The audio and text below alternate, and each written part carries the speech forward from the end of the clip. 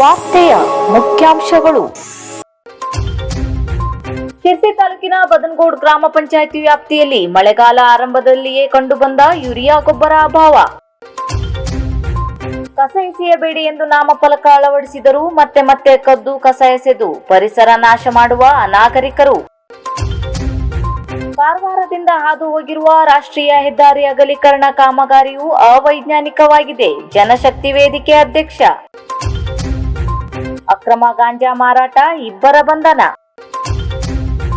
ಅಹಮದಾಬಾದ್ನಿಂದ ಲಂಡನ್ನಿಗೆ ಹೊರಟಿದ್ದ ವಿಮಾನ ದುರಂತ ಸಂದರ್ಭದಲ್ಲಿ ಶಿರ್ಸಿ ತಾಲೂಕಿನ ಕೆಲವರ ಅನುಭವ.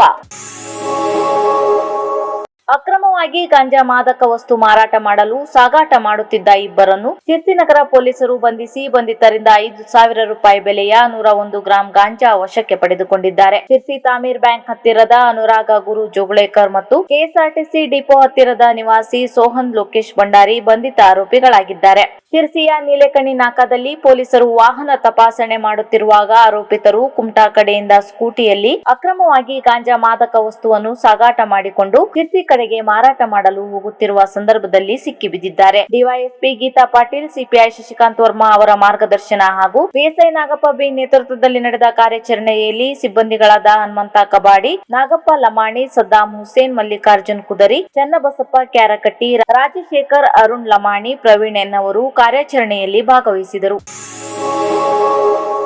ಹೌದು, ಜನರಿಗೆ ಪರಿಸರದ ಬಗ್ಗೆ ಎಷ್ಟೆಲ್ಲ ಜಾಗೃತಿ ಮೂಡಿಸಿದರೂ ಕೋಣನ ಮುಂದೆ ಕಿನ್ನರಿ ಬಾರಿಸಿದಂತಾಗಿದೆ. ಈ ಸನ್ನಿವೇಶ ಕಂಡು ಬಂದಿದ್ದು ಶಿರ್ಸಿ ತಾಲೂಕಿನ ದೊಡ್ಡನಳ್ಳಿ ಗ್ರಾಮ ಪಂಚಾಯಿತಿ ವ್ಯಾಪ್ತಿಯ ಹುಸರಿ ರಸ್ತೆಯಲ್ಲಿ. ಈ ರಸ್ತೆಯಲ್ಲಿ ತ್ಯಾಜ್ಯ ಎಸೆಯದಿರಿ ಎಂದು ನಾಮಫಲಕ ಅಳವಡಿಸಲಾಗಿದೆ. ಆದರೂ ಈ ರಸ್ತೆಯಿಂದ ಸಾಗುವ ಜನರು ಮತ್ತು ಕಸ್ತೂರ್ಬಾ ನಗರದ ಕೆಲ ನಿವಾಸಿಗಳು ತಮ್ಮ ಮನೆಯ ತ್ಯಾಜ್ಯವನ್ನು ತಂದು ಎಸೆಯುತ್ತಿದ್ದಾರೆ. ಗ್ರಾಮಸ್ಥರು ರಾತ್ರಿ ಇಲ್ಲವೇ ನಸುಕಿನ ಜಾವದಲ್ಲಿ ಬಂದು ತ್ಯಾಜ್ಯ ಹಾಕುತ್ತಿದ್ದಾರೆ. ಪಂಚಾಯಿತಿಯವರು ಕೂಡ ಪರಿಸರ ನಾಶವನ್ನು ತಡೆಯಲು ತ್ಯಾಜ್ಯ ಆಗಾಗ ಸ್ವಚ್ಛಗೊಳಿಸುತ್ತಿದ್ದಾರೆ. ಆದರೆ ಜನರಿಗೆ ಪರಿಸರದ ಬಗ್ಗೆ ಒಂದಿಷ್ಟು ಕಾಳಜಿ ಇಲ್ಲದಂತೆ ಭಾಸವಾಗುತ್ತಿದೆ. ಆದ್ದರಿಂದ ಪರಿಸರದ ರಕ್ಷಣೆ ದೃಷ್ಟಿಯಿಂದಾದರೂ ತ್ಯಾಜ್ಯ ಎಸೆಯಬಾರದೆಂದು ಪಂಚಾಯಿತಿಯವರು ಮನವಿ ಮಾಡಿದ್ದಾರೆ.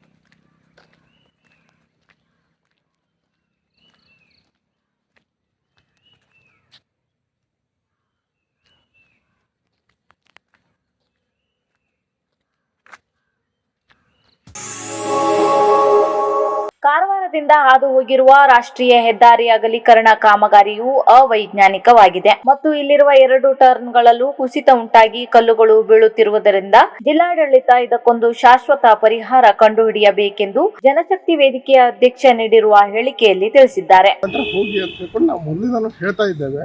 ಆದರೂ ಸಹಿತ ಈ ನಮ್ಮ ಕಾರವಾರ ಭಾಗದಲ್ಲಿ ಈ ಬೀಚ್ಗಳಿಂದ ಟಾಗೋರ್ ಬೀಚ್ ಏನಿದೆ, ಟಾಗೋರ್ ಬೀಚ್ನಿಂದ ಮುಂದೆ ಎದುರುಗಡೆಯಿಂದನೇ ಈ ರಾಷ್ಟ್ರೀಯ ಹೆದ್ದಾರಿ ಹಾದು ಹೋಗಿದೆ. 2 ಟನಲ್ಗಳನ್ನು ಮಾಡಿದ್ದಾರೆ. ಟನಲ್ಗಳು ಸಹಿತ ಸುರಕ್ಷಿತವಾಗಿಲ್ಲ ಅಂಥೇಳಿ ಈಗ ಇವೆಲ್ಲ ನಡೆಯುವ ಘಟನೆಯಿಂದ ಕಂಡು ಬರ್ತಾ ಇದೆ. ನಾವು ಅವತ್ತೇ ಹೇಳಿದ್ವಿ, ಈ ಟನಲ್ ಮಾಡಿದ್ರಿಂದ ಇಲ್ಲಿ ಕುಸಿತ ಆಗುವ ಸಂಭವ ಇದೆ. ಇಲ್ಲಿ ಉತ್ತರಾಖಂಡದಲ್ಲಿ ಆದಂಥ ಒಂದು ಘಟನೆ ನಡೆಯುವ ಸಾಧ್ಯತೆಗಳಿದ್ದಾವೆ ಅಂತ ಎಚ್ಚರಿಕೆ ಸಹಿತ ಕೊಟ್ಟಿದ್ವಿ ನಾವು.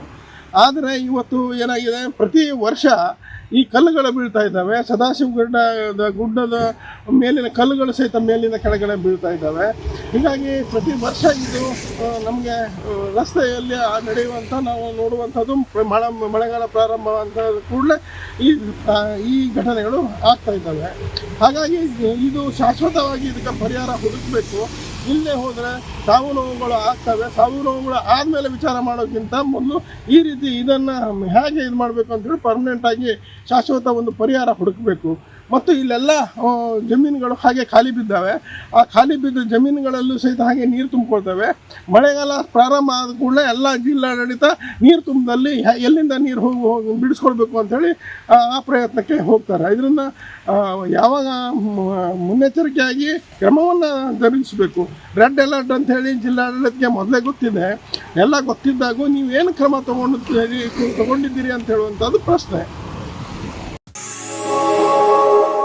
ಅಹಮದಾಬಾದ್ನಿಂದ ಲಂಡನ್ಗೆ ಹೊರಟಿದ್ದ ವಿಮಾನ ದುರಂತ ಸಂದರ್ಭದಲ್ಲಿ ಅಹಮದಾಬಾದ್ನಿಂದ ಬೆಂಗಳೂರಿಗೆ ತೆರಳಲು ಅಹಮದಾಬಾದ್ ವಿಮಾನ ನಿಲ್ದಾಣದಲ್ಲಿದ್ದ ಸಿರ್ಸಿ ತಾಲೂಕಿನ ಅರವಿಂದ್ ತಲಗುಂದ ಕೊರ್ಲಕಟ್ಟ, ಸುನಿಲ್ ಶಾನ್ಬಾಗ್ ಕೊರ್ಲಕಟ್ಟ, ಪ್ರಸನ್ನ ಸೋನಾಪುರ ಹಾಗೂ ರೋಷನ್ ಅಮೀನ್ ಸಿರ್ಸಿ ಇವರು ತಮಗಾದ ಅನುಭವವನ್ನು ತಿಳಿಸಿದ್ದಾರೆ. ನಮ್ಮ ಗಮನಕ್ಕೆ ಬಂತು. ಆ ಸಂದರ್ಭದಲ್ಲಿ ನಾವು ಏರ್ಪೋರ್ಟ್ ಒಳಗಡೆ ಬರ್ತಾ ಇದ್ವಿ. ಏರ್ಪೋರ್ಟ್ನಲ್ಲಿ ಯಾವುದೇ ರೀತಿ ಭಯದ ವಾತಾವರಣ, ಆ ಥರ ಯಾವುದೇ ಆಕ್ಸಿಡೆಂಟ್ ಆದಂಥ ಒಂದು ವಾತಾವರಣ ಏನೂ ಇರಲಿಲ್ಲ, ಗಡಿಬಿಡಿ ವಾತಾವರಣ ಇರಲಿಲ್ಲ. ಇದು ರನ್ವೇದಿಂದ ಹೊರಗಡೆ ಆಗಿರೋದ್ರಿಂದ ಏರ್ಪೋರ್ಟಲ್ಲಿ ಯಾವುದೇ ರೀತಿ ಒಂದು ಭಯದ ವಾತಾವರಣ ಇರಲಿಲ್ಲ. ಆದರೆ ನಾವು ಏರ್ಪೋರ್ಟ್ ಒಳಗಡೆ ಬಂದಾಗ ನ್ಯೂಸ್ ಚಾನಲ್ಗಳನ್ನು ನೋಡಿದಾಗ ನಮಗೆ ಗೊತ್ತಾಯಿತು ಒಂದು ಪ್ಲೇನ್ ಕ್ರ್ಯಾಶ್ ಆಗಿದೆ ಅಂತ. ಈ ಪ್ಲೇನ್ ಕ್ರ್ಯಾಶಲ್ಲಿ ಸಾಕಷ್ಟು ಜನರು ಪ್ರಯಾಣಿಕರು ಮೃತರಾಗಿದ್ದಾರೆ ಅಂಥೇಳಿ ತುಂಬ ನೋವಾಗ್ತಾಯಿದೆ ಮತ್ತು ಅಷ್ಟೇ ಆತಂಕ ಕೂಡ ಆಗ್ತಾಯಿದೆ. ಅದೇ ಸಂದರ್ಭದಲ್ಲಿ ನಮ್ಮ ಊರಿಂದ ಅಥವಾ ನಮ್ಮ ಸ್ನೇಹಿತರು ಸಾಕಷ್ಟು ಜನ ಕರೆ ಮಾಡ್ತಾಯಿದ್ರು ನಾವು ಅಹಮದಾಬಾದ್ ಏರ್ಪೋರ್ಟ್ನಲ್ಲಿ ಇದ್ದ ಕಾರಣದಿಂದ. ಇಲ್ಲಿ ಏರ್ಪೋರ್ಟ್ನಲ್ಲಿ ಪರಿಸ್ಥಿತಿ ಹೇಗಿದೆ ಅಂತಂದರೆ ಸ್ವಲ್ಪ ಭಯದ ವಾತಾವರಣ ಇದೆ. ಯಾಕಂತಂದರೆ ಈಗಾಗಲೇ 4 ತಾಸಿಂದ ಯಾವುದೇ ಫ್ಲೈಟ್ಗಳು ಇಲ್ಲಿಂದ ಟೇಕಪ್ ಆಗ್ತಾಯಿಲ್ಲ ಮತ್ತು ಲ್ಯಾಂಡಿಂಗ್ ಆಗ್ತಾಯಿಲ್ಲ. ಹಾಗಾಗಿ ಸಾಕಷ್ಟು ಜನ ಸಂಖ್ಯೆ ಇವತ್ತು ಏರ್ಪೋರ್ಟ್ನಲ್ಲಿ ಕಾಣ್ತಾ ಇದೆ. ಪ್ರಯಾಣಿಕರು ಎಲ್ಲರೂ ಪ್ರತಿ ವರ್ಷದಂತೆ ಈ ವರ್ಷವೂ ಕೂಡ ಬದನಗೋಡು ವ್ಯಾಪ್ತಿಯ ರೈತರಿಗೆ ಯೂರಿಯಾ ಗೊಬ್ಬರದ ಶಾರ್ಟೇಜ್ ಕಂಡು ಬಂದಿದ್ದು, ಕೂಡಲೇ ಗೊಬ್ಬರ ವಿತರಿಸಬೇಕೆಂದು ಆ ಭಾಗದ ರೈತ ಮುಖಂಡರಾದ ಯುವರಾಜ್ ಗೌಡ್ರು ಜಿಲ್ಲಾಡಳಿತಕ್ಕೆ ಆಗ್ರಹಿಸಿದ್ದಾರೆ.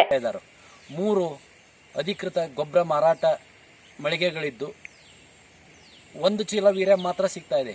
ಮತ್ತು ಹೆಚ್ಚುವರಿ ವೀರ್ಯ ಬೇಕು ಅಂದರೆ 135 ರೂಪಾಯಿದು ಒಂದು ಲಿಂಕು ಅಥವಾ ಕಾಂಪ್ಲೆಕ್ಸ್ ಗೊಬ್ಬರವನ್ನು ಖರೀದಿ ಮಾಡಬೇಕು. ರೈತರಿಗೆ 5 ರಿಂದ 10 ಚೀಲ ವೀರ್ಯ ಗೊಬ್ಬರ ಅತಿ ಅವಶ್ಯವಿದೆ. ಆ ಕಾರಣ ಸಂಬಂಧಿಸಿದ ಬನವಾಸಿ ಹುಬ್ಬಳ್ಳಿ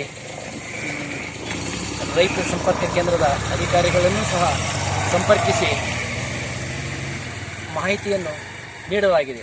ಅದೇ ರೀತಿ ತಾಲೂಕಾ ಕೃಷಿ ಅಧಿಕಾರಿಗಳನ್ನು ದೂರವಾಣಿಯಲ್ಲಿ ಸಂಪರ್ಕಿಸಲಾಯಿತು. ಆದರೆ ಅವರು ಫೋನಿಗೆ ಸೇರಿದ ಕಾರಣ ಜಿಲ್ಲಾ DDOನ ರೈತ ಸಂಬಂಧಿಸಿದ ಕೃಷಿ ಇಲಾಖೆ ಜಿಲ್ಲಾ ಮಟ್ಟದ ಅಧಿಕಾರಿಗಳನ್ನು ಸಹ ಸಂಪರ್ಕಿಸಿ ಇಲ್ಲಿ ರೈತರ ಸಮಸ್ಯೆಯನ್ನು ಹೇಳಿಕೊಳ್ಳಲಿದೆ. ಆದಷ್ಟು ಶೀಘ್ರವಾಗಿ ಗೊಬ್ಬರದ ವ್ಯವಸ್ಥೆಯನ್ನು ಮಾಡುವ ಭರವಸೆಯನ್ನು ನೀಡಿದ್ದಾರೆ.